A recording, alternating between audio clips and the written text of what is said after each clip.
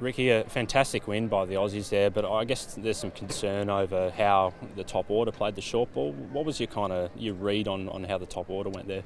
Well, we talked a lot about it as well. We sort of identified that with the West Indies attack, and probably their point of difference in this tournament is the fact they've got a few guys that can bowl fast. They've got a lot of big tall guys as well that are going to run in and bang the ball in and probably test out most batsmen with the short ball. And today, it wasn't just the short balls who got the wickets either. Quite often it was the follow-up ball on the back of that, which is, it's textbook fast bowling, but it's also things you have to be aware of as a top order batsman. And the other thing we spoke about going into the game is with someone like Thomas and Russell, they've only got 3 overs probably max in them in their first spells anyway. So our batsmen had to be good enough and smart enough to get through that initial burst. And we weren't quite good enough today, but a really good rearguard action from Stephen Smith at one end, and then obviously with Carey and Coulter doing what they did around him, gave us a chance to post a good total. But at the end of the day, it's a good win, but you look back on the game and know that there's still so much room for improvement, which, second game in the tournament's obviously a good sign for this team. You spoke about, I guess, the follow-up balls being the dangerous ones. I mean, it was out of character from Usman Khawaja, wasn't it?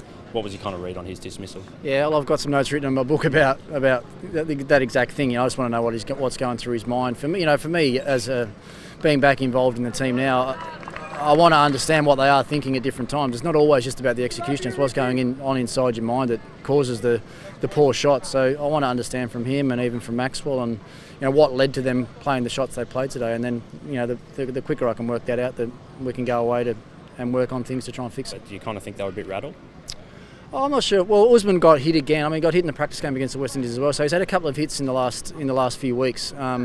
So I haven't spoken to him if he's rattled, but to be honest, that's part and parcel of top order batting against brand new balls, against guys that are bowling 140 k's an hour, and you've got to find a way to cope and a way to get through hostile spells, knowing that it's not going to last forever. And on a ground like this and a wicket like this as well, as a top order batsman, you need to earn the right to be able to cash in and score at the back end of the innings. And a few of our top order batsmen today would be ruining that they weren't in the time where Coulter was in, and you can cash in on some tired bowlers on a good pitch. Do you think it's the kind of thing India will look at and potentially try to exploit and maybe even copy the West Indies tactics come Sunday? Bumrah, we know, is a very, very good new ball bowler, and I'm sure he'll mix it up and bowl some short stuff and some good full stuff as well. Bhuvaneshwar's probably not going to worry you too much with his pace or his bounces. Hardik Pandya can rush you a little bit, so maybe they do have a decision to make on what their overall makeup is in their side. Do they go with only the one spinner and use Kedar Yadav as their second spinner and play another fast bowler? But we'll worry about that in the next couple of days and make sure the boys are well prepared.